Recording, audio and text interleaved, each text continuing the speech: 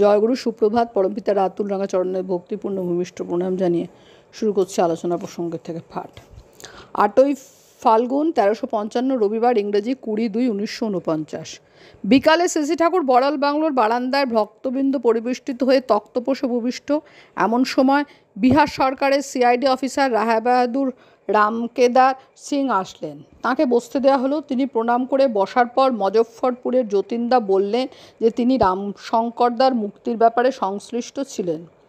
রামকেদারবাবু, আমি এবং ব্রুস সাহেব দুজনেই গোড়া থেকেই বিরোধী ছিলাম। রামশঙ্কর শতবার বললেও কিছু হতো না, কিন্তু ঠাকুরের দয়ায় কীভাবে যেন সব ঘুরে গেল। কেষ্টদা কথা প্রসঙ্গে বললেন, হাজার হাজার উদ্বাস্তুকে ঠাকুরের খাওয়াতে হচ্ছে। রামকেদারবাবু, ঠাকুরের দ্বারাই এটা সম্ভব। যা হোক, দরকার হলে সরকারের বিভিন্ন দপ্তরের সঙ্গে আমি আপনাদের যোগাযোগ করে দিতে পারি।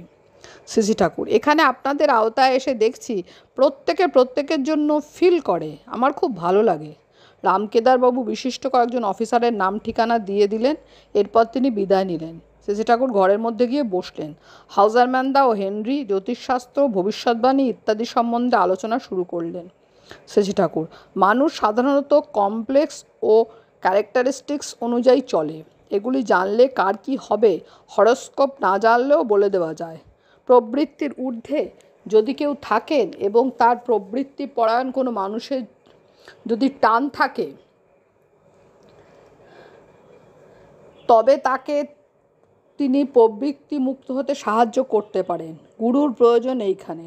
লাভ ফর আইডিয়াল যত বাড়ে, কমপ্লেক্সগুলি তত সত্তা থেকে আলাদা করে চেনা যায়। তখন সেগুলি নিয়ন্ত্রণের সুবিধা হয়। জয়গুরু বন্দে পুরুষোত্তমম।